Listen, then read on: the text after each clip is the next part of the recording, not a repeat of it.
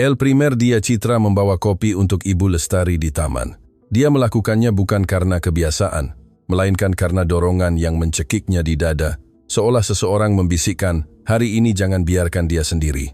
Dan yang Citra tidak tahu, yang tidak ada yang tahu, adalah bahwa secangkir kopi mengepul itu akan menyalakan kebenaran yang begitu besar, sehingga ketika akhirnya terungkap, seorang konglomerat sombong akan terdiam dan hatinya luluh. Karena terkadang kisah paling kuat tidak dimulai di mansion atau kantor mewah. Mereka dimulai di bangku tua, di taman biasa, dengan seorang wanita tua yang lelah menggigil kedinginan dan seorang pegawai yang memutuskan untuk melihat di mana orang lain memalingkan muka. Tapi dengarkan ini, karena jika kamu bertahan, kamu akan mengerti mengapa kisah ini membuat menangis. Bahkan mereka yang bersumpah tidak lagi merasakan apa-apa. Citra setiap hari membawa kopi untuk seorang wanita tua yang tidak dikenal. Dan ketika pemilik rumah tempat Citra bekerja mengetahuinya, dia mengira itu adalah kebodohan, buang-buang waktu, atau kebiasaan, sampai suatu hari dia kebetulan melihatnya dengan matanya sendiri, dan pada saat itu sesuatu hancur di dalam dirinya. Bukan karena kopi, bukan karena wanita tua itu, melainkan karena cara Citra menyerahkan cangkir itu, seolah dia memegang sesuatu yang sakral. Itu karena cara wanita tua itu memandangnya, seolah Citra adalah hal terakhir yang baik di dunia ini. Dan itu karena apa yang didengar konglomerat itu kemudian kata-kata yang begitu sederhana dan begitu menghancurkan yang memaksanya menghadapi kebenaran yang telah disembunyikannya bertahun-tahun. Sebelum melanjutkan, saya katakan sesuatu. Jika kamu pernah merasa dunia melupakan orang baik, berlanggananlah ke saluran ini, karena cerita seperti ini mengingatkan kamu bahwa satu tindakan kecil dapat mengubah takdir. Dan sekarang katakan padaku di kolom komentar, apa yang akan kamu lakukan jika kamu menemukan seseorang yang dekat denganmu diam-diam membantu orang di jalan setiap hari? Apakah itu akan mengganggu atau menginspirasimu? Tuliskan karena apa yang akan datang akan membuatmu berpikir berbeda. Citra berusia 32 tahun, kulit sawo matang, rambut gelap diikat cepol praktis, dan tatapan yang selalu tampak meminta izin untuk ada. Dia datang ke Jakarta dari Purwokerto, mencari pekerjaan untuk menopang putranya, Rizky yang berusia 7 tahun, yang merupakan alasannya untuk bangun meskipun tubuhnya lelah.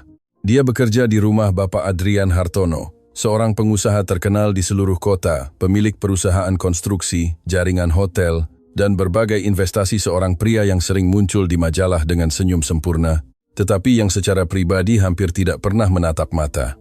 Adrian tinggal di kawasan Menteng yang elegan, di sebuah rumah besar dengan jendela-jendela yang memantulkan langit seolah dunia luar hanyalah dekorasi. Dia memiliki banyak pegawai, tukang kebun, sopir, koki, dan dia memiliki sesuatu yang lain, sebuah keheningan yang berat, seolah rumah itu penuh dengan hal-hal yang tidak terucapkan. Citra adalah pegawai baru, yang telah menggantikan 2 pegawai lain dalam waktu kurang dari 3 bulan. Dan itu sudah banyak bicara. Sejak hari pertama, Bu Siti, kepala rumah tangga, telah memperingatkannya dengan suara rendah, saat menunjukkan di mana produk pembersih berada. Anakku, di sini kita bekerja cepat, tanpa bertanya dan tanpa mencampuri urusan yang bukan bagianmu. Bos itu rumit. Citra tidak bertanya apa arti rumit, karena ketika seseorang harus membayar kontrakan, membeli obat, dan menyekolahkan anak, dia belajar untuk tidak banyak bertanya. Namun demikian, ada hal-hal yang terlihat. Adrian Hartono bukanlah pria yang bahagia, bahkan bukan pria yang tenang. Terkadang Citra melihatnya keluar ke teras dengan telepon menempel di telinga dan kening berkerut, seolah setiap panggilan adalah pertengkaran. Lain kali dia mendengarnya berjalan di tengah malam di koridor dengan langkah panjang, tidak sabar, seperti singa yang terkurung. Dan di meja makan selalu ada 1 piring tambahan yang kosong, seolah ada yang kurang. Citra memperhatikannya, tetapi tidak mengatakan apa-apa. Sampai suatu hari, saat dia membuang sampah, Adrian lewat dekatnya dan berbicara tanpa melihatnya. Jangan buang tas di tempat sampah besar, gunakan yang di belakang. Citra mengangguk. Baik, Bapak Hartono. Adrian berhenti sejenak seolah dia mengharapkan reaksi lain. Siapa namamu? Citra, Bapak. Citra. Dia mengulanginya mencoba nama itu seolah tidak menyukainya. Baik, lakukan saja pekerjaanmu dan jangan buat masalah. Dan dia pergi. Itu bukan hinaan langsung, tetapi Citra merasakan penghinaan yang sama. Karena ada orang yang tidak perlu berteriak untuk membuatmu merasa rendah diri. Namun demikian, Citra bertahan. Dia bertahan menghadapi hari-hari panjang. Bertahan menghadapi tuntutan. Bertahan menghadapi dinginnya hati sampai Ibu Lestari di taman muncul. Taman Suropati di Menteng, berjarak 15 menit berjalan kaki dari rumah, dan Citra melewatinya ketika dia pergi membeli roti atau buah di Pasar Cikini. Dia melihatnya pertama kali pada hari Senin. Wanita tua itu duduk di bangku dengan punggung membungkuk dan jaket yang terlalu tipis untuk cuaca dingin. Rambutnya abu-abu acak-acakan dan bibirnya kering. Di sampingnya, sebuah kantong plastik dengan dua benda di dalamnya, sepotong roti kering dan serbet. Citra tidak bisa tidak memandangnya, bukan karena rasa ingin tahu, melainkan karena pukulan kenyataan yang membuatmu terengah-engah. Karena wanita tua itu mengingatkannya pada neneknya tatapan yang sama, martabat lelah yang sama, cara yang sama untuk sendirian, bahkan dikelilingi banyak orang. Citra terus berjalan, tetapi setelah 3 langkah dia berhenti, berbalik, dan mendekat. "Permisi, Ibu tua, apakah ibu baik-baik saja?" Wanita tua itu mengangkat kepala dengan curiga, seolah dunia telah mengajarkannya bahwa setiap pertanyaan ramah membawa jebakan. "Aku hidup," jawabnya singkat. "Itu sudah cukup." Citra merasakan tusukan di hati. Dia tidak memaksa. "Baik, jika ibu membutuhkan sesuatu saya sering lewat sini." Wanita tua itu tertawa tanpa kegembiraan. "Orang-orang lewat," katanya. "Itu yang mereka lakukan, lewat." Dan dia terus menatap lurus ke depan lagi. Citra pergi, tetapi hari itu dia tidak bisa melupakannya. Malam itu, saat dia menyiapkan bekal makan siang Rizky, dia menatap air mendidih dan berpikir, bagaimana seseorang bisa mengingat seluruh hidupnya di bangku taman. Keesokan harinya dia membuat kopi ekstra, menuangkannya ke dalam cangkir bertutup dan memasukkannya ke dalam tasnya.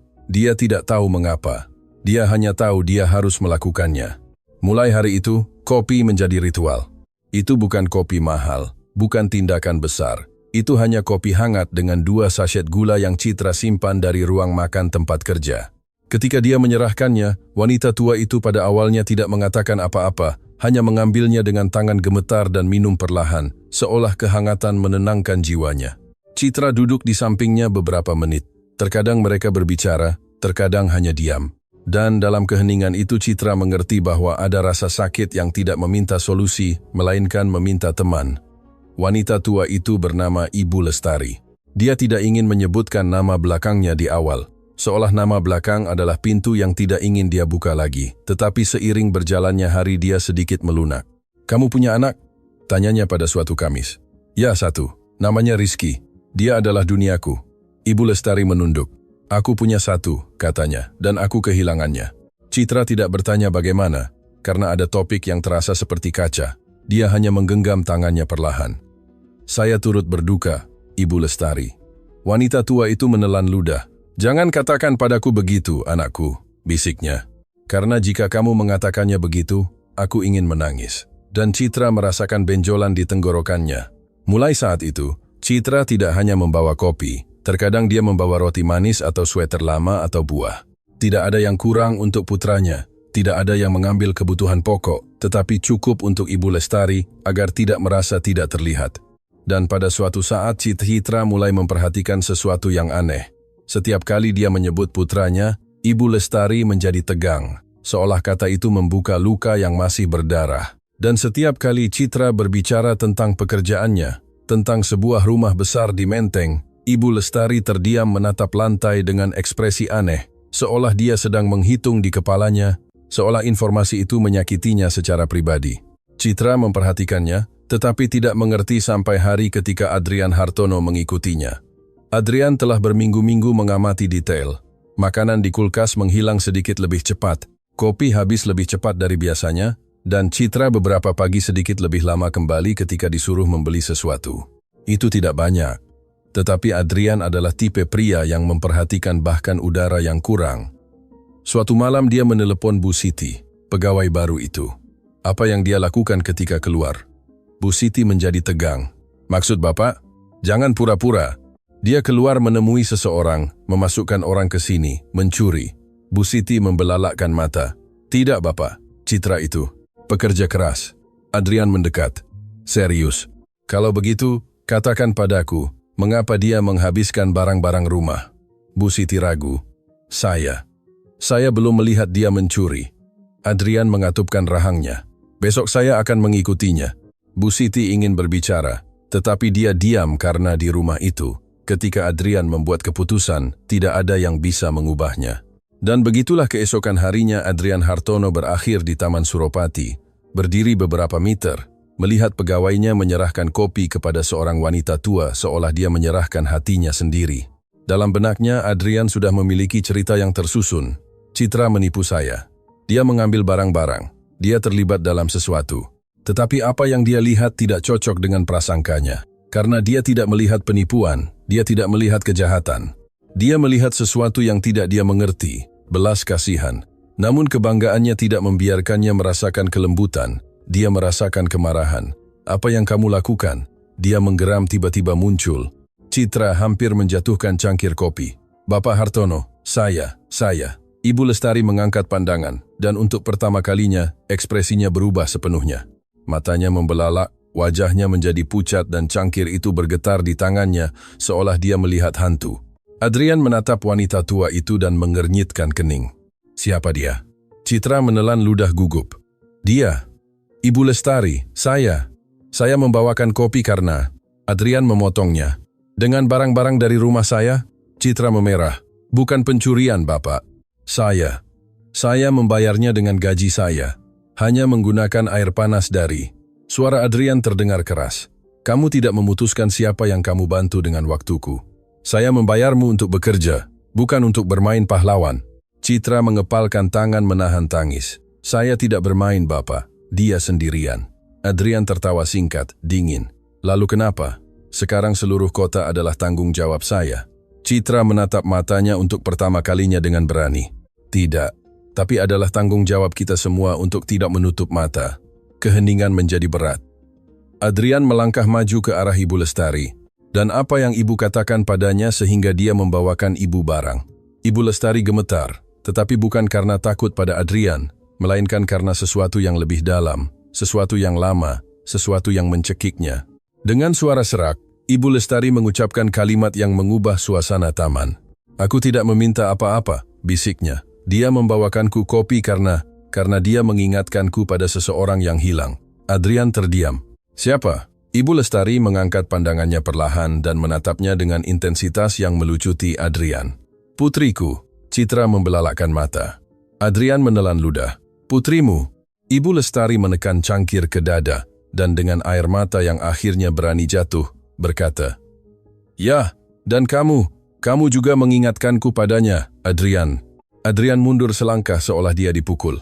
Bagaimana ibu tahu nama saya? Ibu Lestari bernapas dengan susah payah karena suaranya pecah. Karena aku melihatmu tumbuh besar. Dan pada detik itu, Citra mengerti bahwa apa yang terjadi jauh lebih besar dari sekadar kopi.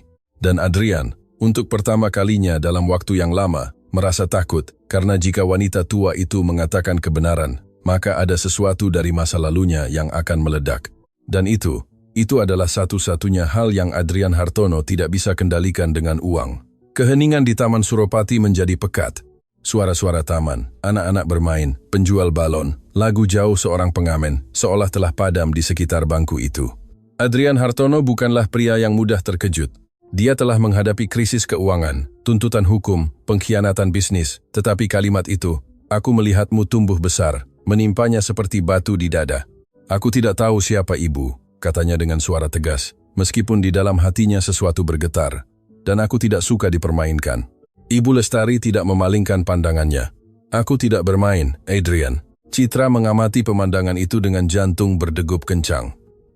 Dia merasa dia menyaksikan sesuatu yang seharusnya tidak dia lihat, tetapi dia juga tidak bisa pergi. Ada terlalu banyak emosi yang tertahan di udara itu. Adrian mengepalkan tinjunya. Ibuku meninggal bertahun-tahun yang lalu. Ibu Lestari menutup mata sejenak. Air mata mengalir di pipinya yang ditandai oleh waktu. Ya, meninggal untukmu. Kalimat itu membuatnya bingung. Apa artinya itu? Ibu Lestari menarik napas dalam-dalam.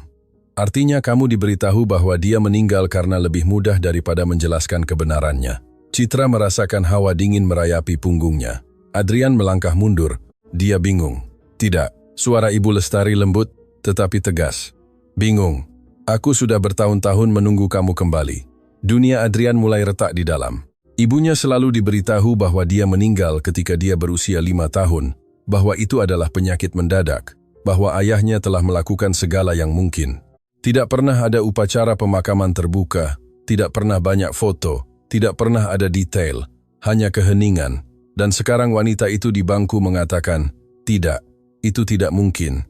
Adrian menggelengkan kepala. "Ayahku tidak akan pernah berbohong tentang hal seperti itu." Ibu Lestari tertawa pahit. "Ayahmu tidak pernah tahan aku ingin pergi." Citra membelalakkan mata. "Pergi?" "Ya." Ibu Lestari menatap tangannya yang gemetar. "Dia ingin aku menjadi istri yang sempurna, pendiam, penurut, tetapi aku punya mimpi, aku punya suara."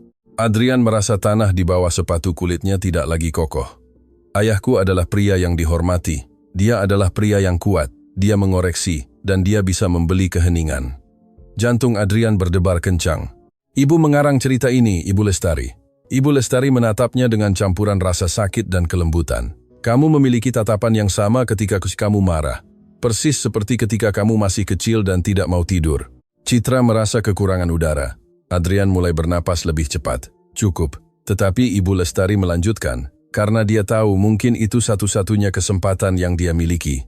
"Mereka mengambilmu dari sisiku suatu malam. Mereka mengatakan itu demi kebaikanmu, bahwa aku tidak stabil, bahwa kamu membutuhkan disiplin." Adrian merasa ada sesuatu di dalam dirinya yang ingin mendengar, dan sesuatu yang ingin melarikan diri. Itu bohong. Mereka memaksaku menandatangani surat-surat. Mereka mengatakan jika aku tidak melakukannya, aku tidak akan pernah melihatmu lagi. Suara Ibu Lestari pecah. "Aku menandatanganinya, percaya itu sementara." Citra membawa tangan ke mulutnya. Taman itu tidak ada lagi, hanya kisah itu yang bernapas di antara mereka. Adrian teringat fragmen-fragmen. Sebuah koper kecil, sebuah pelukan terburu-buru, suara ayahnya berkata, "Ibumu sakit, tidak bisa menjagamu." "Saya." Suara Adrian menjadi lebih rendah. "Saya ingat dia menangis." Ibu Lestari menutup mata. "Aku tidak pernah berhenti mencarimu." Sebuah getaran melintasi tubuh Adrian. "Dan mengapa ibu di sini? Mengapa di taman ini?" "Karena aku tahu kamu tinggal di dekat sini." Ibu Lestari menatapnya langsung. "Aku tidak ingin menghancurkan hidupmu. Aku hanya ingin melihatmu, meskipun dari jauh." Citra merasakan benjolan di dadanya, dan bertanya dengan suara rendah, "Dan kopinya?" Ibu Lestari tersenyum lemah. "Kopi itu adalah tindakan kasih sayang pertama yang aku terima selama bertahun-tahun." Adrian mengamatinya dengan campuran kemarahan dan kebingungan. "Dan mengapa ibu tidak datang ke rumah saya? Mengapa ibu tidak mengetuk pintu?" Ibu Lestari menunduk. "Karena aku takut kamu akan menutup hati padaku seperti yang ayahmu lakukan." Pukulan itu langsung terasa. Adrian selalu dingin, jauh, dan suka mengontrol. Dan sekarang wanita itu menyiratkan bahwa dia telah menjadi sama dengan apa yang dia kritik. Ibu tidak punya bukti apapun, katanya mencoba mendapatkan kembali kendali. Ibu Lestari memasukkan tangan ke tasnya yang usang dan mengeluarkan sebuah amplop kecil yang sudah tua dan kusut karena tahun-tahun. "Aku menyimpan ini." Adrian mengambilnya dengan tangan kaku. Itu adalah foto. Dia, kecil, duduk di ayunan dan wanita di belakangnya, muda, tersenyum. Jantung Adrian berhenti sejenak. Foto itu tidak ada di album manapun di rumahnya. "Dari mana ibu mendapatkannya?" "Dari dompet saya. Saya membawanya selama bertahun-tahun ini." Citra melihat bagaimana wajah konglomerat itu mulai berubah. Itu bukan lagi arogansi, melainkan keraguan. Adrian mengusap jari pada gambar. "Ini tidak membuktikan apa-apa. Kamu punya bekas luka di lutut kiri," kata Ibu Lestari tiba-tiba. "Kamu mendapatkannya karena jatuh dari ayunan yang sama. Aku menggendongmu sambil menangis sampai ke dapur, dan berjanji akan selalu ada di sana." Adrian merasakan pukulan di perutnya. Bekas luka itu ada di sana, dan tidak ada orang di luar keluarga dekatnya yang tahu. Citra mengamati bagaimana pria berjas rapi itu mulai kehilangan ketenangannya. "Jika ini benar," bisiknya, "maka seluruh hidup saya." Dia tidak menyelesaikan kalimatnya, karena itu berarti menerima bahwa ayahnya telah memisahkannya dari ibunya, bahwa ceritanya tidak lengkap, bahwa identitasnya dibangun di atas kebohongan, dan itu terlalu berat. Adrian berbalik. "Aku perlu berpikir." "Adrian," kata Ibu Lestari dengan suara rapuh, "aku tidak datang untuk menghancurkanmu. Aku hanya ingin tahu, apakah kamu bahagia?" Pertanyaan itu adalah yang paling kejam dari semuanya. Apakah dia bahagia? Dia punya uang, prestis, rasa hormat, tetapi kebahagiaan? Citra teringat meja dengan piring kosong, jalan-jalan malam, keheningan rumah besar itu. Adrian tidak menjawab, hanya berjalan beberapa langkah, tetapi sesuatu menghentikannya. Dia berbalik lagi. Jika ini benar, mengapa ibu tidak pernah mencariku secara hukum? Ibu Lestari bernapas dengan susah payah, karena dia tidak punya sumber daya, karena setelah menandatangani surat-surat itu aku sendirian, karena tidak ada yang ingin menghadapi ayahmu. Adrian merasa nama ayahnya mulai membebani dia lebih dari sebelumnya. Citra melangkah maju. Bapak Hartono, saya tidak tahu apa-apa tentang ini. Saya tahu, katanya tanpa memandangnya. Taman itu seolah mengawasi mereka. Penjual balon lewat tanpa menyadari gempa emosional yang terjadi di bangku itu. Dan sekarang apa yang ibu inginkan? Tanya Adrian akhirnya. Ibu Lestari menatapnya dengan air mata tulus. Tidak ada. Aku tidak ingin uangmu, aku tidak ingin nama belakangmu. Aku hanya ingin memberitahumu bahwa aku tidak pernah berhenti mencintaimu. Hati Adrian hancur di tempat yang telah bertahun-tahun tertutup rapat, karena tidak ada yang mengatakan itu padanya, tidak ada yang menatapnya seperti itu. Dan tiba-tiba dia mengerti sesuatu yang menghancurkan. Dia telah bertahun-tahun membangun kerajaan, tetapi dia tidak pernah membangun sebuah rumah. Citra merasa dia menyaksikan momen yang akan mengubah segalanya. Adrian menarik napas dalam-dalam. Saya butuh bukti, dokumen, sesuatu yang mengkonfirmasi ini. Ibu Lestari mengangguk. Aku punya. Tidak di sini, tapi aku punya. Konglomerat itu menyimpan foto di saku dalam jasnya. Saya akan menyelidiki. Suaranya tidak lagi keras, melainkan rentan. Citra merasakan sedikit kelegaan, tetapi kemudian Ibu Lestari menambahkan sesuatu yang membuatnya terpaku. Ayahmu tidak hanya memisahkanku darimu, dia juga menyembunyikan sesuatu yang lain. Adrian menatapnya dengan tegang. Apa? Ibu Lestari ragu sejenak, bahwa kamu bukan satu-satunya anaknya. Dunia kembali hancur. Citra merasa udara menghilang. Apa yang ibu katakan? Aku mengatakan, bisik Ibu Lestari, bahwa sebelum aku pergi, aku sedang hamil. Keheningan mutlak. Adrian merasa jantungnya keluar dari dada. Itu tidak mungkin. Itu mungkin. Citra membawa tangan ke dadanya. Ibu punya anak lain? Ibu Lestari menunduk. Ya. Adrian mundur selangkah. Di mana dia? Air mata akhirnya jatuh tak terkendali. Aku juga kehilangan dia. Rasa sakit dalam suaranya begitu dalam, sehingga tidak ada yang meragukan ketulusannya. Ayahmu memastikan aku tidak akan pernah melihatnya lagi. Dunia Adrian tidak lagi memiliki bentuk. Dia tidak hanya kehilangan seorang ibu, tetapi juga seorang saudara laki-laki atau perempuan yang tidak pernah dia kenal. Apakah dia masih hidup? Tanyanya dengan suara serak. Ibu Lestari menggeleng perlahan. Aku tidak tahu. Citra merasa cerita itu baru mulai terungkap. Adrian menatap wanita di depannya. Dia tidak lagi melihatnya sebagai orang asing. Dia melihatnya sebagai kemungkinan, sebagai cermin masa lalu.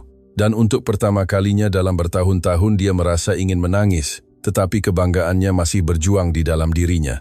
Jika ini benar, katanya akhirnya, maka ayah saya mencuri lebih dari sekadar seorang ibu dari saya. Ibu Lestari mengangguk. Dia mencuri kebenaran darimu. Matahari mulai terbenam perlahan, mewarnai taman dengan warna keemasan. Citra mengerti bahwa tindakan kecilnya berupa kopi telah membuka pintu yang sangat besar. Kebenaran yang terkubur selama beberapa dekade mulai bernapas. Dan yang paling mengganggu adalah masih harus ditemukan apa yang terjadi dengan anak kedua itu, karena jika dia masih hidup, itu berarti keluarga Hartono tidak seperti yang Adrian selalu yakini. Dan jika tidak, maka seseorang harus bertanggung jawab. Adrian menatap Citra. Besok kamu tidak bekerja. Dia membelalakkan mata. Bapak, datanglah ke rumah saya pukul 8 pagi. Saya perlu kamu mendengar sesuatu. Citra merasakan ketakutan dan rasa ingin tahu pada saat yang bersamaan. Baik Bapak. Adrian kembali menatap Ibu Lestari. Saya tidak berjanji apa-apa, tetapi saya akan mencari tahu kebenarannya. Dan pada saat itu sesuatu berubah. Itu belum rekonsiliasi, itu belum pengampunan. Itu adalah awal dari sebuah pencarian. Dan ketika seorang pria yang selalu mengendalikan segalanya memutuskan untuk mencari kebenaran, masa lalu mulai bergetar. Malam itu Adrian Hartono tidak tidur. Foto itu masih di atas mejanya, hanya diterangi oleh lampu kristal Italia, yang selalu tampak elegan baginya, tetapi sekarang memproyeksikan bayangan panjang yang mengganggu. Gambar itu nyata, terlalu nyata. Dia bisa mengingat ayunan itu, dia bisa mengingat gaun terang ibunya, dia bisa mengingat parfumnya. Yang tidak bisa dia ingat adalah saat ibunya meninggal dan itu menghancurkannya dari dalam. Di kamar utama mansion di Menteng, keheningan tak tertahankan. Jam menunjukkan pukul 3 pagi. Ketika Adrian bangkit, dia mengenakan jaket dan turun ke kantor pribadi tempat dia menyimpan dokumen keluarga. Jika Ibu Lestari mengatakan kebenaran, pasti ada jejaknya. Dia membuka lemari arsip logam kuno yang pernah dimiliki ayahnya. Folder, akta, surat wasiat, sertifikat. Semuanya tertata sempurna, terlalu sempurna. Adrian mulai memeriksa dokumen-dokumen terkait masa kecilnya, akta kelahiran, catatan sekolah, asuransi kesehatan. Dia mencari sertifikat kematian ibunya. Tidak ada. Dia merasakan pukulan di dada. Dia mencari lagi dengan lebih cemas. Tidak ada. Bagaimana mungkin? Dia selalu percaya dia melihatnya. Dia selalu berasumsi itu ada. Tetapi sekarang dia tidak menemukan bukti resmi kematiannya. Keringat membasahi tangannya, dia mengambil telepon, menekan nomor Pak Budi Santoso, pengacara keluarga selama 30 tahun. Adrian, jawab Budi dengan suara mengantuk. Ada apa? Saya perlu Anda mencarikan akta kematian ibu saya. Ada keheningan di sisi lain. Itu ada di arsip keluarga, Adrian. Tidak ada. Budi menarik napas dalam-dalam. Ayahmu menangani banyak dokumen secara pribadi. Mungkin. Adrian menyela dengan tegas. Ibuku benar-benar meninggal ketika mereka mengatakan dia meninggal. Keheningan lebih lama, kali ini terlalu lama. Adrian, itu hal-hal masa lalu. Jantung Adrian berhenti sejenak. Jawab aku. Budi menghela napas. Ayahmu meminta agar masalah itu tidak diungkit. Kalimat itu seperti konfirmasi tanpa mengatakannya. Masalah apa? Saya tidak bisa berbicara di telepon. Adrian menutup mata. Keraguan bukan lagi kemungkinan, melainkan kenyataan. Datanglah besok pagi-pagi sekali. Saya akan menunggu, jawab Budi. Adrian menutup telepon. Dia jatuh ke kursi kulit. Bertahun-tahun dia membela kenangan ayahnya. Dia mengaguminya, menirunya, dan sekarang dia menemukan bahwa mungkin pria yang mengajarinya menjadi kuat telah menjadi penyebab kekosongan terbesarnya. Pukul 8 tepat, Citra membunyikan bel mansion. Dia tidak mengenakan seragam. Hanya gaun sederhana berwarna krem dan ekspresi gugup yang jelas. Bu Siti membuka pintu. Masuk nak, Bapak sudah menunggu. Citra berjalan di koridor panjang dengan perasaan aneh di perutnya. Adrian berdiri di depan jendela besar, memandang kota. Ketika dia masuk, dia tidak langsung berbalik. Kamu percaya pada wanita itu? Tanyanya tanpa basa-basi. Citra menelan ludah. Iya Bapak. Adrian akhirnya berbalik. Matanya merah, bukan karena marah, melainkan karena sesuatu yang lebih dalam. Tadi malam saya memeriksa dokumen. Tidak ada sertifikat kematian ibuku. Citra merasakan hawa dingin. Kalau begitu seseorang berbohong. Bel kembali berbunyi. Pak Budi Santoso masuk beberapa menit kemudian dengan tas kerja hitam. Dia adalah pria yang lebih tua, elegan, dengan tatapan yang syarat dengan rahasia bertahun-tahun. Adrian menyapa dengan serius. Duduk, perintah Adrian. Citra tetap diam, hampir tidak terlihat, tetapi dia tidak memintanya pergi. Itu sudah merupakan perubahan. Budi membuka tas kerjanya, mengeluarkan sebuah folder tua, kekuningan karena waktu. Ibumu, Lestari Susanti, tidak meninggal pada tahun 1994, katanya akhirnya. Citra merasa udara membeku. Adrian mengatupkan gigi. Jadi, apa yang terjadi? Budi ragu. Ayahmu mengajukan permohonan pemisahan hukum.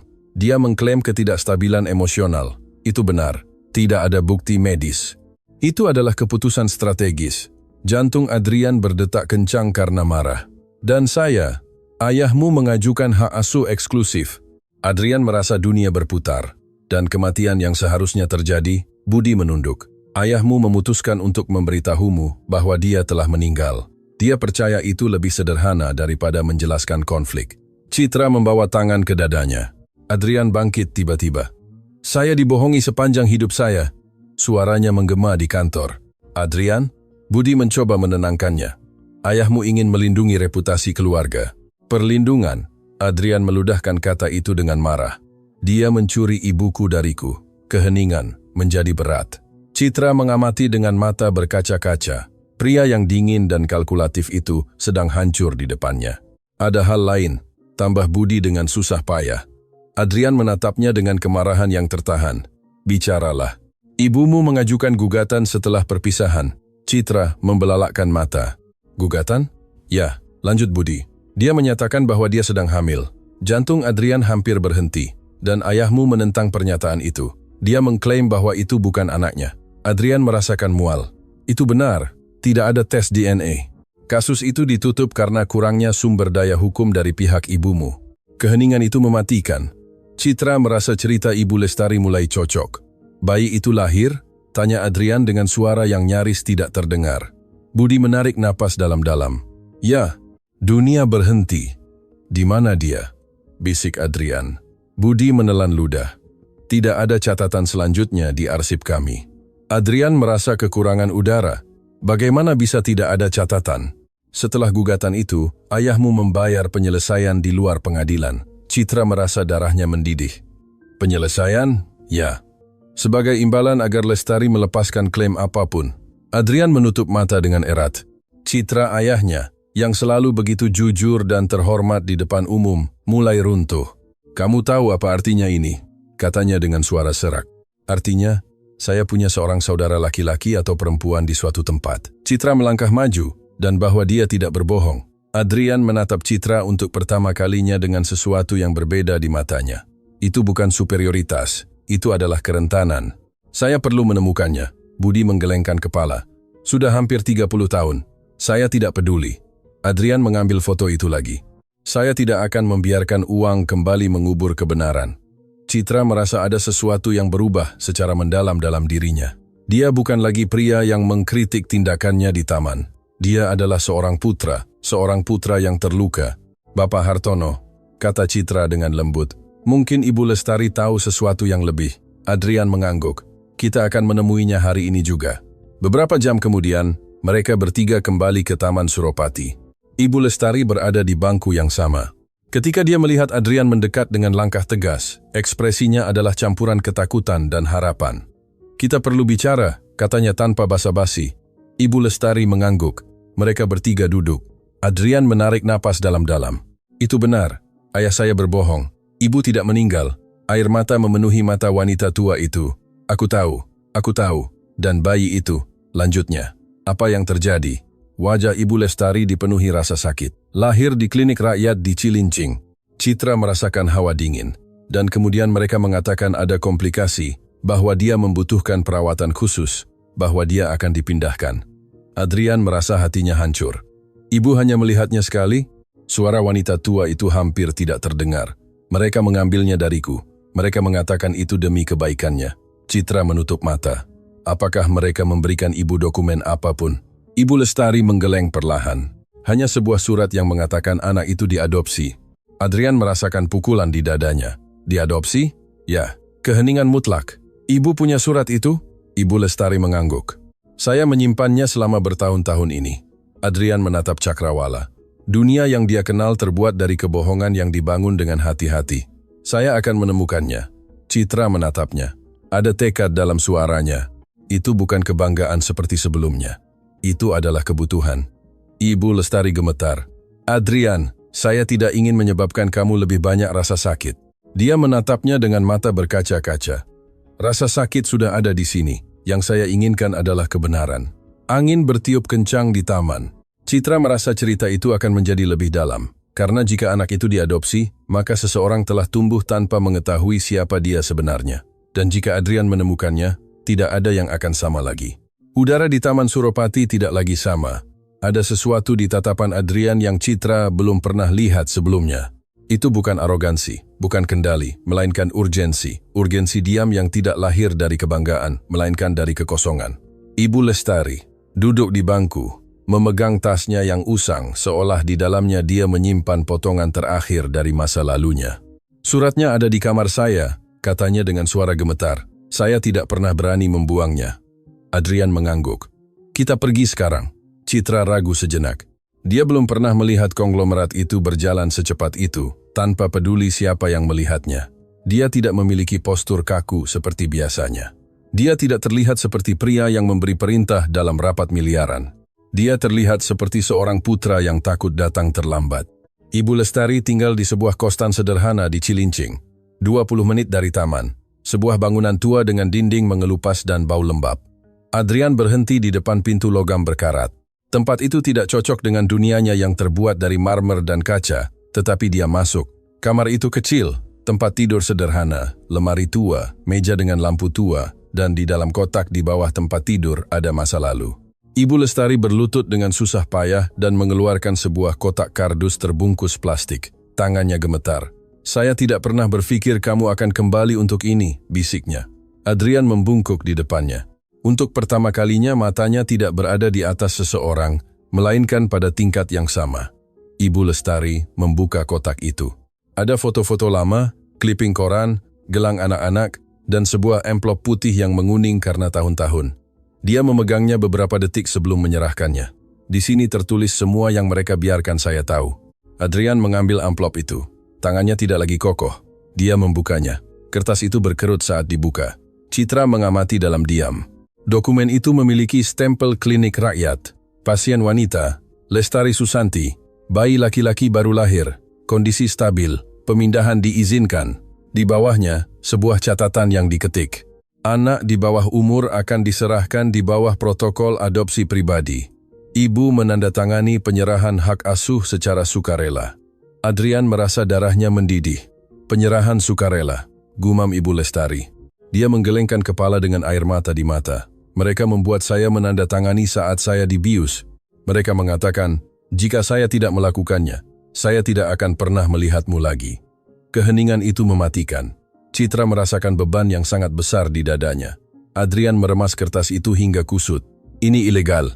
Pada waktu itu tidak ada yang mendengarkan wanita tanpa uang," jawab Ibu Lestari. Adrian menarik napas dalam-dalam. "Apakah ada nama keluarga angkat?" Ibu Lestari menggeleng. "Saya tidak pernah tahu lebih banyak." Citra mendekat perlahan. "Bapak Hartono, dengan nomor protokol mungkin bisa melacak berkasnya." Adrian menatapnya dan di matanya ada sesuatu yang baru. Rasa hormat. "Kamu benar." Dia mengambil telepon. "Budi," katanya begitu telepon diangkat. "Saya perlu kamu melacak protokol adopsi tahun 1995, klinik rakyat di Cilincing." Ada keheningan di sisi lain. "Itu rumit, Adrian. Itu arsip lama. Saya tidak peduli. Temukan." Dia menutup telepon. Dia berbalik ke arah Ibu Lestari. "Saya tidak akan membiarkan ini begitu saja." Wanita tua itu menatapnya dengan campuran ketakutan dan harapan. "Adrian, jika kamu menemukannya, mungkin dia tidak ingin tahu apa-apa tentang kita. Kemungkinan itu sangat memukul. Karena mencari kebenaran juga berarti menerima penolakan." "Tidak masalah," katanya dengan suara tegas. "Dia berhak tahu." Citra merasa pria di depannya bukan lagi orang yang sama. Ada sesuatu yang lebih manusiawi dalam kata-katanya, sesuatu yang tidak pernah diberikan uang padanya. 2 hari kemudian, Budi menelepon. "Saya menemukan sesuatu." Adrian ada di kantornya. Citra membersihkan dalam diam, tetapi telinganya waspada. "Berkas itu dipindahkan ke agen adopsi swasta," lanjut Budi. "Ditutup pada tahun 2002, tetapi arsipnya diambil alih oleh lembaga lain." Adrian berdiri. "Berikan saya alamatnya." Sore itu juga, Adrian dan Citra berkendara ke sebuah kantor di pusat kota Jakarta. Citra belum pernah naik mobil itu sebagai penumpang, dia selalu bepergian di belakang atau dengan transportasi umum. Sekarang dia duduk di samping konglomerat itu. Keheningan itu berbeda, tidak canggung, melainkan syarat makna. "Terima kasih," katanya tiba-tiba. Citra menatapnya terkejut. "Mengapa, Bapak?" "Karena tidak menyerah dengan kopi itu." Dia menunduk. Terkadang hal kecil mengubah hal-hal besar. Adrian mengangguk perlahan. Mungkin sepanjang hidupnya dia mencari solusi besar ketika yang dia butuhkan adalah sesuatu yang sederhana.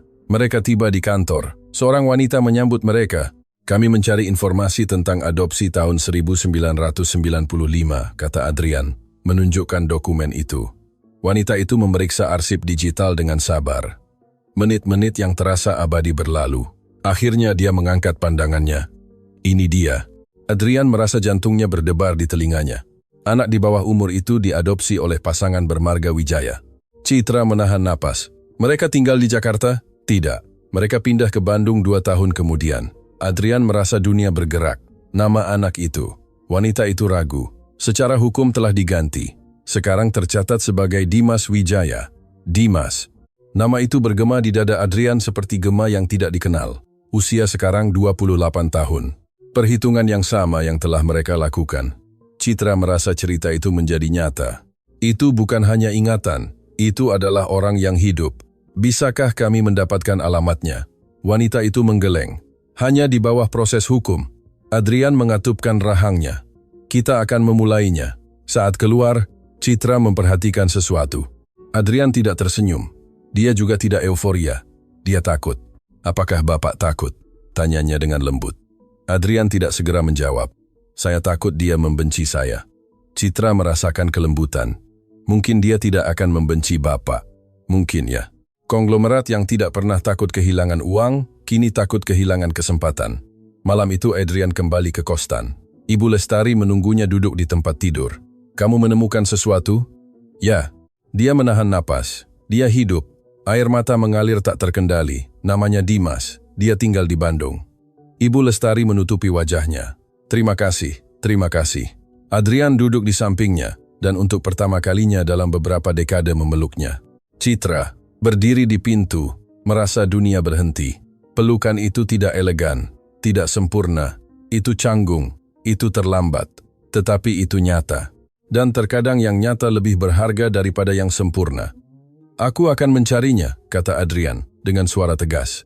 Ibu Lestari menatapnya dengan ketakutan. Dan, jika dia tidak ingin melihat kita, Adrian menarik napas dalam-dalam. Kalau begitu setidaknya dia akan tahu kita mencoba. Citra mengerti sesuatu yang mendalam pada saat itu. Kopi itu tidak pernah hanya kopi, itu adalah jembatan. Itu adalah percikan yang membuka pintu yang tertutup selama hampir 30 tahun. Ketika mereka hendak pergi, Ibu Lestari teringat sesuatu. Ada hal lain, Adrian menatapnya. Hari ketika mereka mengambil bayiku, ada seorang perawat yang menangis. Citra mengernyitkan kening. Mengapa? Karena dia mengatakan itu tidak adil. Adrian merasakan tusukan. Ibu ingat namanya? Ibu Lestari berpikir sejenak. Sepertinya Dewi. Citra membelalakkan mata. Ibu saya bernama Dewi, keheningan mutlak. Adrian berbalik perlahan ke arah Citra. Apa yang kamu katakan? Dia menelan ludah. Ibu saya bekerja bertahun-tahun di klinik rakyat di Cilincing pada tahun 90-an. Dunia kembali berubah. Apakah dia masih hidup? Tanya Adrian. Ya, jantung Adrian berdetak kencang. Saya perlu bicara dengannya. Citra merasa takdir sedang menenun sesuatu yang jauh lebih besar dari yang mereka bayangkan. Karena jika ibunya adalah perawat itu, maka ada orang lain yang tahu kebenarannya. Dan mungkin ada detail yang belum terungkap. Adrian menatap Ibu Lestari. Ini belum berakhir.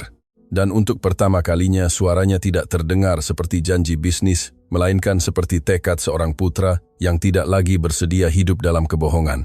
Masa lalu mulai terungkap, dan apa yang akan mereka temukan di Bandung tidak hanya dapat mengubah hidup Dimas, tetapi juga hidup Adrian dan Citra. Karena terkadang ketika kamu memutuskan untuk mencari kebenaran, kamu menemukan bahwa ceritamu terhubung dengan lebih banyak orang daripada yang kamu bayangkan.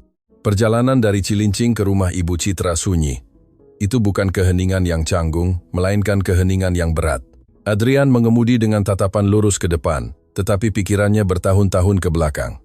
Di klinik rakyat, di ruang bersalin, dalam tanda tangan yang dipaksakan, Citra mengatupkan kedua tangannya di atas pangkuan.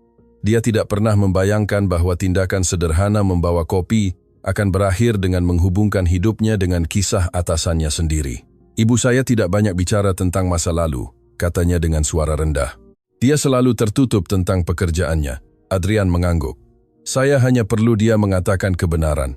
Citra menatapnya sekilas. Untuk pertama kalinya, dia tidak melihatnya sebagai Bapak Adrian. Dia melihatnya sebagai seorang pria yang sedang membangun kembali identitasnya sedikit demi sedikit. Mereka tiba di sebuah rumah sederhana di sebuah perumahan tenang di Cilincing. Dinding dicat biru muda, sebuah taman kecil dengan pot bunga. Citra turun lebih dulu, mengetuk pintu. Seorang wanita berusia sekitar 50-an membuka pintu. Rambutnya diikat, tatapannya hangat, kelelahan yang mulia. Citra, tanyanya terkejut. Semuanya baik-baik saja? Citra menarik napas dalam-dalam. Ibu, kita perlu bicara. Wanita itu menatap Adrian, langsung mengenalinya. Darah mengalir dari wajahnya. Kamu, bisiknya. Adrian merasakan pukulan di dada. Apakah Anda Dewi? Dia tidak segera menjawab. Matanya mulai berkaca-kaca. Ya, Citra merasa tanah menghilang. Apa? Dewi menarik napas dalam-dalam. Silakan masuk. Mereka masuk. Ruang tamu kecil tapi nyaman. Dewi duduk perlahan. Tangannya gemetar. Saya selalu tahu hari ini akan tiba, katanya. Adrian merasakan hawa dingin. Kalau begitu Anda tahu apa yang terjadi. Dewi menunduk. Ibumu tidak mau menandatangani. Jantung Adrian berhenti. Bagaimana? Mereka mengatakan bahwa bayi itu membutuhkan perawatan khusus, bahwa akan lebih baik untuk memindahkannya. Dia lemah, rentan, dan dia dibius. Citra membawa tangan ke mulutnya. Mereka memaksanya. Dewi mengangguk. Ayah anak itu hadir. Dia punya pengacara, punya pengaruh. Adrian merasakan kemarahan mulai mendidih. Ayah saya. Dewi menatapnya dengan belas kasihan. Ya, keheningan itu mematikan. Saya masih muda, lanjut Dewi. Saya tidak punya kekuatan, saya hanya bisa mengamati. Citra merasakan benjolan di tenggorokannya. Mengapa Anda menangis? Tanyanya. Dewi menatap putrinya. Karena saya melihat seorang ibu dipisahkan dari anaknya tanpa benar-benar memahami apa yang dia tanda tangani. Adrian merasakan udara menjadi berat. Bayi itu sehat? Dewi menatapnya. Ya, kata itu jatuh seperti bom. Dia tidak membutuhkan pemindahan. Dia tidak membutuhkan adopsi. Citra merasakan kemarahan melanda tubuhnya. Jadi itu penipuan? Dewi mengangguk. Ya, Adrian bangkit tiba-tiba. Ayah saya membeli keheningan semua orang. Dewi menggelengkan kepala perlahan. Tidak semua orang. Adrian menatapnya. Saya menyimpan salinan berkasnya. Jantung mereka bertiga berdetak kencang. Anda punya? Tanya Adrian dengan suara tegang. Dewi bangkit. Berjalan ke laci tua. Mengeluarkan sebuah amplop. Meletakkannya di atas meja. Saya tidak pernah bisa menghancurkannya. Adrian membuka amplop itu dengan tangan gemetar. Ada catatan medis, tanda tangan, sebuah catatan tulisan tangan, pemindahan diminta oleh wali hukum, ibu di bawah pengaruh obat penenang. Adrian merasakan darahnya mendidih. Citra mengamati setiap kata. Ini membuktikan bahwa dia dipaksa? Tanyanya. Dewi mengangguk. Membuktikan bahwa dia tidak dalam kondisi untuk menandatangani secara sukarela. Keheningan itu dalam. Adrian menarik napas dalam-dalam. Dengan ini saya bisa membuka kembali kasus ini. Dewi menatapnya dengan hati-hati. Adrian, jangan hanya mencari keadilan hukum. Dia mengernyitkan kening. Apa maksud Anda? Carilah kebenaran emosional. Citra merasa kalimat itu penting. Dewi melanjutkan. Ayahmu bertindak dari rasa takut. Saya tidak membenarkan apa yang dia lakukan, tetapi rasa takut menghasilkan keputusan yang kejam. Adrian mengepalkan tangan. Takut akan apa? Dewi menatapnya langsung. Takut kehilangan kendali. Takut kehilangan reputasi. Takut kehilanganmu. Keheningan itu mengungkapkan banyak hal. Citra mengerti sesuatu pada saat itu. Ayah Adrian tidak hanya bertindak dari kejahatan. Dia bertindak dari obsesi, dari kebutuhan akan dominasi. Apakah saudaraku tahu sesuatu? Tanya Adrian akhirnya. Dewi menggeleng. Saya tidak yakin. Citra menatap ibunya. Apakah Anda ingat nama perantara adopsi? Dewi berpikir beberapa detik. Seorang pria bernama Bapak Harun. Dia bekerja dengan keluarga-keluarga kaya. Adrian merasa cerita itu mulai cocok seperti teka-teki gelap. Apakah dia masih hidup? Saya tidak tahu. Citra merasa setiap jawaban membuka lebih banyak pertanyaan. Adrian mengambil dokumen-dokumen itu. Terima kasih. Dewi menatapnya dengan lembut. Saya juga kehilangan sesuatu hari itu. Dia menatapnya terkejut. Saya kehilangan kepercayaan pada sistem. Keheningan menjadi manusiawi.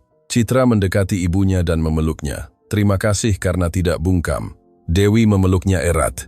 Saya tidak pernah ingin kamu hidup dengan kebohongan. Adrian mengamati pemandangan itu dan mengerti sesuatu yang memukulnya dengan kelembutan yang brutal. Cinta tidak selalu sempurna, tetapi ketika tulus, ia bertahan selama beberapa dekade. Dia berbalik ke arah Dewi. Apakah Anda bersedia bersaksi jika diperlukan? Dewi menarik napas dalam-dalam. Ya, Citra merasa bangga. Ibunya bukan kaki tangan. Dia adalah saksi dan sekarang akan menjadi suara. Saat keluar dari rumah, Adrian berjalan dalam diam. Apa yang akan Bapak lakukan sekarang? Tanya Citra. Pergi ke Bandung. Dia menatapnya sendirian. Adrian ragu sejenak. Dia tidak menatapnya langsung. Saya ingin kamu ikut. Citra membelalakkan mata. Saya? Kamu adalah awal dari semua ini. Jantung Citra berdegup kencang. Dia tidak pernah membayangkan bahwa dia akan menjadi bagian dari sesuatu yang begitu besar. Baiklah, Adrian menarik napas dalam-dalam. Besok kita berangkat pagi. Malam itu, saat langit Jakarta diwarnai oranye dan ungu, tiga kehidupan berubah pada saat yang bersamaan. Ibu Lestari, di kamar kecilnya, berdoa dalam diam. Dewi di rumah birunya menatap masa lalu dengan rasa bersalah yang lebih sedikit. Dan Adrian, di mansion besarnya, mengerti untuk pertama kalinya bahwa kekuasaan tidak membuatnya kuat. Kebenaranlah yang membuatnya kuat. Tetapi pertanyaan yang menggantung di udara adalah hal lain. Bagaimana Dimas akan bereaksi ketika dia tahu bahwa ceritanya bukan yang diceritakan kepadanya, karena menemukannya hanyalah permulaan. Yang sulit adalah membuka pintu yang telah tertutup selama hampir 30 tahun. Dan terkadang, tidak semua orang siap untuk mendengar siapa mereka sebenarnya. Fajar di Jakarta berbeda pagi itu, bukan karena langit lebih cerah, bukan karena udara berbeda, melainkan karena untuk pertama kalinya dalam bertahun-tahun, Adrian Hartono tidak bangun memikirkan bisnis, melainkan sebuah nama, Dimas. Citra tiba tepat waktu dengan tas punggung kecil dan jantung berdebar kencang. Dia belum pernah keluar kota menemani atasannya, dan apalagi untuk sesuatu yang begitu pribadi. Mobil hitam melaju di jalan tol menuju Bandung. Sementara keheningan di antara keduanya syarat dengan pikiran yang tidak terucapkan. Bagaimana jika dia tidak mau menemui saya? Tanya Adrian tiba-tiba, tanpa mengalihkan pandangannya dari jalan. Citra butuh beberapa detik untuk menjawab. Maka, setidaknya dia akan tahu bahwa ada kebenaran yang lebih besar dari yang diceritakan kepadanya. Adrian mengangguk perlahan. Selama bertahun-tahun dia mengendalikan kontrak, perusahaan, investasi, tetapi sekarang dia menghadapi sesuatu yang tidak bisa dia hitung dengan angka, yaitu ketakutan untuk tidak diterima. Mereka tiba di siang hari. Budi telah berhasil mendapatkan alamat melalui proses hukum awal. Dimas Wijaya tinggal di sebuah perumahan tenang, jauh dari kemewahan yang mencolok, tetapi nyaman. Citra melihat rumah-rumah yang berjejer, pohon-pohon yang terawat, mobil-mobil yang diparkir di depan setiap garasi. Mungkin dia punya kehidupan yang baik, bisiknya. Adrian merasakan benjolan di tenggorokannya. Saya harap begitu. Mereka parkir di depan sebuah rumah berwarna krem dengan balkon kecil. Adrian menarik napas dalam-dalam sebelum turun. Untuk sesaat dia ragu. Bukan ketakutan fisik, melainkan ketakutan emosional. Dia membunyikan bel. Beberapa detik terasa abadi. Pintu terbuka. Seorang pria berusia sekitar 28 tahun muncul. Rambut gelap, tatapan tegas, postur tenang, dan sesuatu dalam ekspresinya membuat dunia berhenti karena dia memiliki mata yang sama dengan Adrian. Citra langsung menyadarinya. Dimas sedikit mengernyitkan kening. Ya? Adrian membuka mulutnya, tetapi kata-kata tidak keluar. Dia tidak pernah melatih momen itu. Dia tidak pernah membayangkan bahwa darah dapat mengenali satu sama lain seperti itu. Dimas Wijaya, akhirnya dia berhasil mengatakan, "Ya, siapa yang mencari?" Adrian menelan ludah. "Nama saya Adrian Hartono." Dimas menatapnya tanpa mengenalinya. Tidak familiar. Citra melangkah sedikit ke depan. "Kami datang untuk berbicara denganmu tentang sesuatu yang penting." Dimas menilai wajah mereka. Dia tidak melihat ancaman, tetapi ketegangan. "Saya sedang bekerja," katanya dengan tegas. "Jika ini masalah bisnis, saya tidak tertarik." Adrian menarik napas dalam-dalam. "Ini bukan bisnis, ini pribadi." Dimas ragu. Akhirnya dia membuka pintu sedikit lebih lebar. 5 menit. Mereka masuk. Ruang tamu sederhana, rapi. Di rak ada foto-foto keluarga. Dimas dengan pasangan yang lebih tua, tersenyum. Adrian merasakan sesuatu yang tidak terduga. Lega dia telah dicintai. Dimas duduk di depan mereka. "Baik, tentang apa ini?" Adrian merasakan jantungnya berdebar di dada. "Kamu tahu kamu diadopsi?" Keheningan segera terjadi. Dimas berkedip sekali, lalu 2 kali. "Ya," jawabnya dengan ketenangan yang mengejutkan. "Orang tua saya tidak pernah menyembunyikannya." Citra merasa udara kembali beredar. Dimas menyilangkan tangan. "Apa hubungannya dengan Bapak?" Adrian menatapnya. "Ada hubungannya dengan asal-usulmu." Dimas tidak kehilangan ketenangannya. "Asal-usul saya adalah rumah ini. Orang tua saya, hidup saya." Adrian mengangguk perlahan. "Dan itu tidak berubah." Pemuda itu mengamatinya dengan hati-hati. "Kalau begitu jelaskan." Adrian menarik napas dalam-dalam. "Ibu kandungmu bernama Lestari Susanti." Dimas terdiam. Ekspresi tegasnya mulai sedikit pecah, nyaris tidak terlihat. "Bagaimana Bapak tahu itu?" "Karena dia juga ibu saya." Dunia membeku. Citra merasa waktu berhenti. Dimas bangkit tiba-tiba. "Apa yang Bapak katakan?" Adrian juga bangkit, tetapi menjaga jarak. "Saya mengatakan bahwa saya adalah kakakmu." Keheningan menjadi hampir menyakitkan. Dimas mulai berjalan mondar-mandir. Tidak, ini tidak mungkin." Citra mengamati dengan jantung berdebar kencang. Dimas mengusap rambutnya. Orang tua saya mengatakan bahwa ibu kandung saya tidak bisa merawat saya, bahwa itu adalah keputusan sukarela. Adrian mempertahankan tatapannya. Itu tidak benar. Dimas berhenti. Bapak menyiratkan bahwa saya dicuri, kata itu jatuh seperti batu. Adrian tidak menghindarinya. Saya mengatakan bahwa ada manipulasi. Dimas menatapnya dengan ketidakpercayaan dan kemarahan yang tertahan. Dan mengapa saya harus percaya, Bapak? Adrian mengeluarkan salinan berkas, meletakkannya di atas meja. Karena saya punya bukti. Dimas ragu, mengambil kertas-kertas itu, matanya menyusuri baris-baris itu perlahan. Citra bisa melihat bagaimana napasnya berubah. Ini palsu, bisiknya, meskipun suaranya tidak terdengar yakin. Ada seorang perawat yang bersedia bersaksi, tambah Adrian, dan ibu saya tidak pernah berhenti mencarimu. Dimas mengangkat pandangannya dengan tiba-tiba. Dia masih hidup? Pertanyaan itu tidak mengandung kemarahan, melainkan ketakutan. Adrian mengangguk. Ya, Dimas merasa dunia miring. Selama bertahun-tahun dia membayangkan ibu kandungnya sebagai bayangan, misteri yang tertutup. Dan sekarang mereka mengatakan kepadanya bahwa dia masih hidup dan bahwa dia mencintainya. Saya perlu. Suaranya sedikit pecah. Saya perlu berpikir. Citra berbicara untuk pertama kalinya langsung kepadanya. Kami tidak datang untuk mengambil apapun darimu. Dimas menatapnya. Dia mempertahankan tatapannya dengan lembut. Kami datang untuk memberimu pilihan untuk mengetahui kebenaran. Pemuda itu menarik napas dalam-dalam. Orang tua angkat saya adalah keluarga saya. Adrian mengangguk, dan tidak ada yang ingin mengubah itu. Dimas kembali menatap dokumen-dokumen itu. Dunianya mulai goyah. Mengapa sekarang? Akhirnya dia bertanya. Adrian merendahkan suaranya. Karena kebenaran terungkap secara kebetulan, berkat seseorang yang membawa kopi setiap hari kepada seorang wanita yang tidak dilihat siapapun. Dimas mengernyitkan kening. Apa? Citra menarik napas dalam-dalam dan menceritakan semuanya. Taman itu, kopi, pengakuan, penyelidikan. Dimas mendengarkan dalam diam. Ketika dia selesai, pemuda itu jatuh ke sofa. Ini terlalu berat. Adrian merasakan dorongan aneh. Dia tidak tahu apakah harus memeluknya atau mundur. Dia memilih yang kedua. Kamu tidak perlu memutuskan apapun hari ini. Dimas menatapnya. Ada sesuatu di mata Adrian yang bukan perhitungan, melainkan kerentanan. Dia ingin menemui saya? Tanyanya dengan suara rendah. Adrian merasa jantungnya berhenti. Ya, keheningan itu berbeda. Sekarang bukan penolakan, melainkan ketakutan bercampur rasa ingin tahu. Dimas melihat foto keluarga di rak, lalu kembali menatap Adrian. Saya perlu bicara dengan orang tua saya dulu. Adrian mengangguk. Itu yang benar. Citra merasa lega. Itu bukan penolakan yang keras. Itu adalah pintu yang terbuka. Dimas mendekat ke pintu. Sebelum mereka keluar, dia berkata, jika ini benar, saya ingin bukti definitif. Adrian mempertahankan tatapannya. Kamu akan mendapatkannya. Ketika mobil mulai melaju kembali ke hotel, tidak ada yang berbicara selama beberapa menit. Citra akhirnya memecah keheningan. Dia tidak mengusir kita. Adrian menghela napas perlahan. Itu sudah sesuatu. Dia melihat melalui kaca spion. Dia memiliki mata saya. Citra sedikit tersenyum. Dan cara bapak mengernyitkan kening. Adrian tertawa singkat.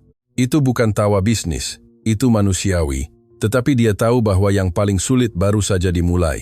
Karena sekarang bukan hanya tentang dokumen, ini tentang emosi. Dan emosi tidak ditandatangani atau diarsipkan, melainkan dihadapi. Di Bandung, Dimas berdiri di depan pintu tertutup, memegang kertas-kertas itu, merasa bahwa kehidupan yang dia kenal memiliki retakan. Dan untuk pertama kalinya dalam hidupnya dia bertanya-tanya siapa dia sebenarnya. Malam itu di Bandung tidak ada yang tidur nyenyak. Di kamar hotel, Adrian tetap duduk di depan jendela, memandang lampu-lampu kota yang jauh, seolah dia bisa menemukan jawaban di sana. Citra berada di kamar sebelah, tetapi juga tidak bisa tidur. Dia tahu bahwa apa yang dipertaruhkan bukan lagi hanya pertemuan kembali, melainkan identitas, kepemilikan, luka yang telah terbuka selama hampir 30 tahun. Sementara itu, di rumah berwarna krem di perumahan yang tenang, Dimas duduk di meja makan bersama orang tua angkatnya, Bapak Suryo dan Ibu Amara Wijaya. Folder dengan dokumen-dokumen terbuka di depan mereka. Keheningan menekan seperti badai sebelum meledak. Dari mana kamu mendapatkan itu? Tanya Amara dengan suara gemetar. Dimas menarik napas dalam-dalam. Tadi ada yang datang menemui saya. Seorang pria bernama Adrian Hartono. Dia bilang dia kakak saya. Suryo terdiam.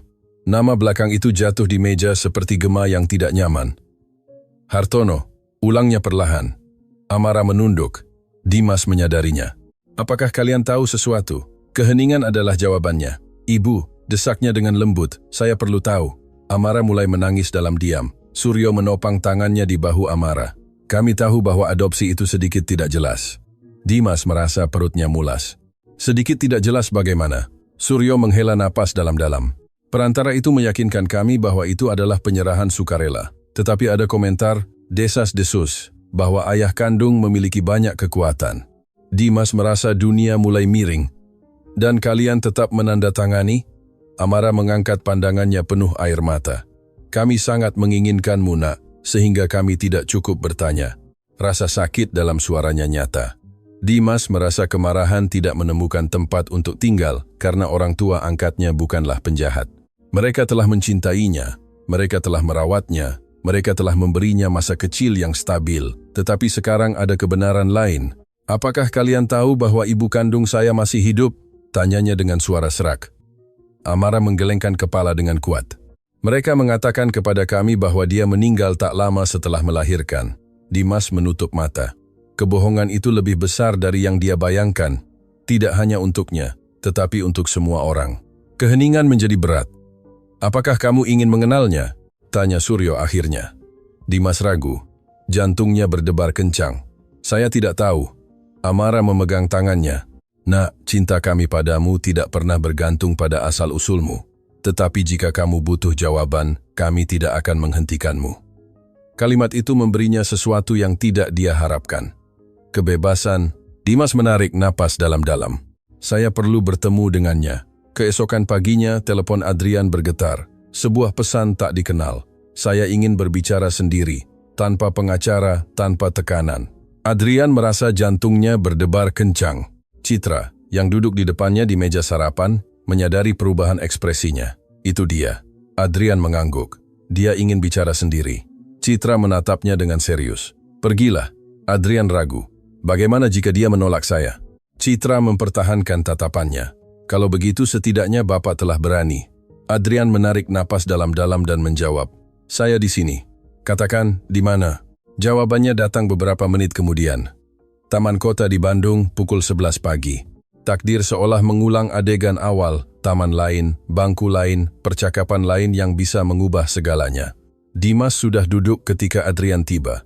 Dia tidak mengenakan jas, tidak mengenakan jam tangan mahal, hanya celana jeans dan kemeja sederhana. Adrian berhenti di depannya. Kemiripan itu mustahil untuk diabaikan. Tulang pipi yang sama, garis rahang yang sama.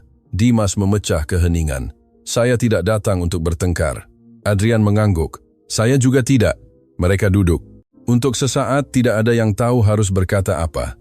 Saya selalu tahu ada sesuatu yang tidak beres, Dimas akhirnya mengakui. Tapi saya tidak tahu apa itu. Adrian mendengarkannya tanpa menyela. Saya tidak datang untuk mengambil hidupmu, katanya dengan jujur. Saya hanya ingin kamu punya pilihan untuk mengetahui kebenaran. Dimas menunduk.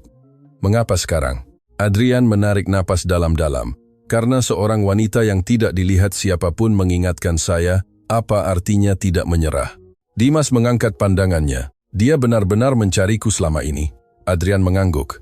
Dia tidak pernah berhenti melakukannya. Keheningan menjadi lembut, tidak tegang. Dimas menelan ludah. Dan kamu? Adrian ragu sejenak. Saya tidak tahu kamu ada. Tetapi sekarang saya tahu, saya tidak bisa mengabaikannya. Ketulusan itu mengubah sesuatu di udara. Dimas menarik napas dalam-dalam. Saya ingin bertemu dengannya. Kata-kata itu sederhana, tetapi berat seperti pintu yang terbuka. Adrian merasa dadanya dipenuhi sesuatu yang hangat. Itu bukan kemenangan, itu adalah kelegaan. Sore itu Dimas berbicara dengan orang tua angkatnya. Dia menjelaskan keputusannya. Amara menangis. Suryo memeluknya erat. Hatimu besar, katanya. Itu yang penting. Dimas merasa bahwa dia tidak kehilangan keluarga, dia sedang memperluas ceritanya. Ketika mobil berangkat kembali ke Jakarta, Adrian memandang Dimas melalui kaca spion dengan campuran emosi dan ketakutan. Citra duduk di belakang di samping Dimas, merasa bahwa dia menyaksikan sesuatu yang sakral. Tidak banyak yang berbicara, tetapi keheningan tidak lagi berat, melainkan penuh antisipasi. Ibu Lestari sedang duduk di kamar kecilnya ketika dia mendengar langkah kaki di koridor. Adrian membuka pintu perlahan. Dimas berdiri di ambang pintu. Waktu seolah berhenti, Ibu Lestari mengangkat pandangannya. Mata mereka bertemu. Udara menghilang. Dimas, bisiknya seolah nama itu telah menunggu di bibirnya selama beberapa dekade. Dimas merasa jantungnya berdebar di dada. Dia telah membayangkan momen itu berkali-kali sejak dia tahu kebenarannya, tetapi kenyataan berbeda. Lebih rapuh, lebih manusiawi. Dia mendekat perlahan. Ibu Lestari bangkit dengan susah payah. Tangannya gemetar. "Maafkan aku." Itulah yang pertama dia katakan. "Maafkan aku karena tidak melindungimu." Dimas merasa ada sesuatu di dalam dirinya yang hancur karena dia tidak melihat kesalahan. Dia melihat rasa sakit. "Bukan salahmu," bisiknya. Air mata mulai mengalir tanpa izin. Ibu Lestari mengulurkan tangan, tetapi tidak berani menyentuhnya. Dimas mengambil langkah terakhir dan memeluknya. Itu bukan pelukan yang sempurna, itu canggung, penuh air mata yang tertahan selama bertahun-tahun. Citra merasa dadanya meledak. Adrian mengamati dengan mata berkaca-kaca, karena pelukan itu tidak hanya menyembuhkan ibunya, tetapi juga menyembuhkan dirinya. Ibu Lestari menangis tanpa suara. "Saya memikirkanmu setiap hari," bisiknya. Dimas menutup mata. "Saya tidak tahu, tetapi saya selalu merasa ada sesuatu yang kurang. Waktu menjadi tidak relevan." 30 tahun terkumpul dalam satu instan. Adrian mendekat perlahan. Dimas mengangkat pandangannya. Mereka saling memandang beberapa detik, dan tanpa berkata apa-apa, mereka juga berpelukan. Itu adalah pelukan yang berbeda, lebih tertahan, tetapi penuh pengakuan. Citra memahami sesuatu yang mendalam. Keluarga tidak selalu hilang, terkadang hanya tersembunyi di bawah lapisan kebohongan. Ketika mereka bertiga duduk, keheningan terasa lembut. Dimas menatap Adrian. "Saya tidak tahu bagaimana ini akan terjadi sekarang." Adrian mengangguk. "Kita tidak perlu memutuskan hari ini." Dimas menatap Ibu Lestari. "Saya hanya ingin mengenalnya, langkah demi langkah." Dia tersenyum di antara air mata. "Itu sudah cukup." Citra merasa cerita itu mencapai titik terang, tetapi dia tahu masih ada yang kurang. Karena menyembuhkan tidak menghapus masa lalu, itu belajar untuk hidup dengannya. Dan masih ada pertanyaan yang belum terjawab, pertanyaan tentang ayah Adrian, tentang keadilan, tentang keputusan yang menyebabkan begitu banyak rasa sakit. Tetapi untuk pertama kalinya kebenaran tidak lagi terkubur. Ia duduk di kamar kecil itu bernapas. Dan meskipun masa depan tidak pasti, ada harapan. Dan terkadang harapan adalah mukjizat terbesar. Pelukan itu tidak menyelesaikan segalanya, tidak menghapus tahun-tahun yang hilang, tidak mengembalikan Natal yang kosong, tidak memperbaiki persis apa yang rusak, tetapi ia melakukan sesuatu yang lebih penting. Ia menghentikan penelantaran. Dan terkadang itu adalah awal dari penyembuhan. Dimas memutuskan untuk tinggal beberapa hari di Jakarta, bukan di kostan, bukan di mansion, melainkan di sebuah hotel kecil di tengah, karena dia membutuhkan ruang untuk memahami apa yang dia rasakan. Adrian menghormati itu. Untuk pertama kalinya dalam hidupnya, dia tidak mencoba mengendalikan ritme sesuatu, dia membiarkannya mengalir. Citra memperhatikan setiap detail. Pria yang sebelumnya memberi perintah kering sekarang bertanya dengan lembut. "Kamu nyaman?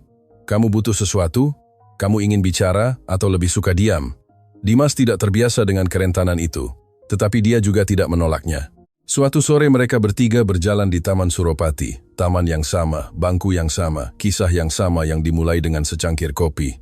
Ibu Lestari mengenakan sweater baru yang Citra berikan. Dimas mengamatinya dalam diam. "Ibu selalu datang ke sini?" tanyanya. Dia mengangguk. "Itu yang paling dekat yang bisa aku lakukan dengan kalian tanpa mengganggu." Adrian merasakan benjolan di tenggorokannya, dan saya tidak pernah tahu. Ibu Lestari menatapnya dengan lembut. "Jangan menyalahkan diri sendiri atas apa yang disembunyikan darimu." Dimas menarik napas dalam-dalam. "Mengapa ibu tidak berjuang lebih keras?" Pertanyaan itu bukan tuduhan, itu adalah rasa sakit. Ibu Lestari mempertahankan tatapannya. "Karena ketika semua direnggut darimu, terkadang yang tersisa hanyalah bertahan hidup. Keheningan itu manusiawi, tanpa celaan, tanpa penilaian, hanya pemahaman." Adrian tahu, ada sesuatu yang belum selesai. Nama ayahnya masih mengambang seperti bayangan. Suatu malam, di kantor mansion, dia mengumpulkan Dimas dan Citra. "Saya tidak ingin ini menjadi perang hukum," katanya dengan tegas. "Ayah saya sudah tidak ada," dia tidak bisa menjawab. Dimas menatapnya dengan penuh perhatian.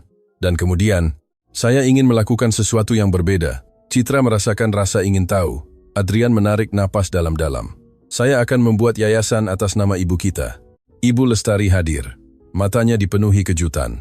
"Untuk apa?" Untuk wanita yang telah dibungkam oleh kekuasaan. Untuk ibu yang kehilangan anak-anaknya karena keputusan tidak adil. Dimas mengamatinya. Dia tidak lagi hanya melihat pengusaha itu, dia melihat pria yang memilih untuk menyembuhkan daripada membalas dendam. Itu tidak mengubah apa yang terjadi, kata Dimas. Tidak, jawab Adrian, tapi itu bisa mencegahnya terjadi lagi. Keheningan itu dipenuhi makna. Citra merasakan air mata di matanya. Dia tidak pernah membayangkan bahwa secangkir kopi akan berakhir menciptakan sesuatu yang begitu besar. Hari-hari berikutnya menunjukkan transformasi nyata. Adrian mulai mengunjungi Ibu Lestari tanpa tergesa-gesa. Dia duduk mendengarkan cerita masa kecilnya. Dia menemukan detail yang tidak pernah dia ketahui. Bahwa dia suka tidur memeluk boneka kain, bahwa dia takut gelap, bahwa dia tertawa keras ketika bahagia. Dimas juga mendengarkan. Dia mengenali dirinya dalam beberapa sifat, dan di yang lain, dia menemukan perbedaan yang membuatnya unik. Mereka tidak bersaing, mereka tidak mencoba menempati tempat yang sudah terisi. Mereka belajar untuk hidup berdampingan. Citra mengamati semuanya dengan hati yang penuh, karena dia telah menjadi saksi awal, dan sekarang dia melihat hasilnya. Suatu sore Dimas meminta untuk berbicara sendirian dengan Adrian. Mereka duduk di teras mansion. Matahari terbenam mewarnai langit dengan warna oranye dan ungu. Saya tidak tahu tempat apa yang akan saya tempati dalam hidup Bapak, kata Dimas dengan jujur. Adrian tidak ragu. Yang kamu inginkan? Dimas menatapnya. Saya tidak ingin uang Bapak. Adrian tersenyum lembut. Saya tidak menawarkannya. Ada keheningan yang nyaman. Saya ingin waktu, lanjut Dimas. Saya ingin mengenal Bapak tanpa tekanan. Adrian mengangguk. Itu juga yang saya inginkan. Dan untuk pertama kalinya keduanya tersenyum tanpa ketegangan. Itu bukan janji muluk. Itu sesuatu yang lebih sederhana, kehadiran. Suatu pagi, Citra kembali ke taman dengan termos. Ibu Lestari tidak lagi sendirian. Dimas menemaninya. Adrian juga tiba beberapa menit kemudian. Mereka berempat duduk. Citra menyajikan kopi. Uap naik perlahan. Ibu Lestari tersenyum. Kamu tahu apa yang paling luar biasa? Katanya menatap Citra. Bahwa semuanya dimulai dengan ini. Citra menunduk dengan rendah hati. Saya hanya tidak ingin ibu sendirian. Dimas memegang cangkir di antara tangannya. Terkadang hal kecil mengubah apa yang tampak mustahil. Adrian menatap Citra. Saya tidak pernah meminta maaf padamu. Dia mengangkat pandangannya terkejut. Mengapa Bapak? Karena pernah percaya bahwa membantu adalah buang-buang waktu. Citra tersenyum lembut. Tidak pernah terlambat untuk melihat dengan cara yang berbeda. Adrian menarik napas dalam-dalam, dan pada saat itu dia mengerti sesuatu yang tidak diajarkan oleh bisnis apapun. Kekuatan tidak terletak pada mengendalikan, melainkan pada menghubungkan. Hidup tidak mengembalikan tahun-tahun, tidak menghapus kebohongan, tidak menyatukan kembali persis apa yang rusak, tetapi ia menawarkan kesempatan. Kesempatan untuk memilih secara berbeda, untuk menghentikan rantai keheningan, untuk mengubah rasa sakit menjadi tujuan. Kopi bukan hanya kopi, bisa jadi teman, bisa jadi jembatan, bisa jadi awal dari kebenaran yang terkubur. Terkadang kita percaya bahwa kita membutuhkan tindakan besar untuk mengubah dunia. Tetapi dunia berubah ketika seseorang memutuskan untuk tidak lewat begitu saja, ketika seseorang melihat orang yang semua orang abaikan, ketika seseorang berkata, "Saya tidak akan meninggalkanmu." Adrian belajar bahwa uang tidak dapat membeli waktu yang hilang, tetapi dapat berinvestasi dalam keadilan. Dimas mengerti bahwa mengetahui kebenaran tidak menghapus cinta yang dia terima, melainkan memperluasnya. Ibu Lestari menemukan bahwa tidak pernah terlambat untuk memeluk. Dan Citra mengkonfirmasi sesuatu yang sudah dia ketahui di dalam hatinya, bahwa kebaikan tidak pernah kecil. Jika cerita ini meninggalkan sesuatu di hatimu, jika kamu pernah merasa dunia terlalu dingin, ingatlah ini. Kamu selalu bisa menjadi kopi hangat di musim dingin seseorang, karena kita tidak tahu pintu apa yang bisa dibuka oleh tindakan sederhana dan mungkin, tanpa kamu sadari, kamu mengubah cerita yang jauh lebih besar dari milikmu. Terima kasih sudah membaca sampai sini. Jika cerita ini menyentuh hatimu, bagikanlah dan ceritakan di kolom komentar. Apakah pernah satu tindakan kecil mengubah hidupmu? Karena terkadang apa yang tampak tidak penting, justru itulah yang menyelamatkan segalanya.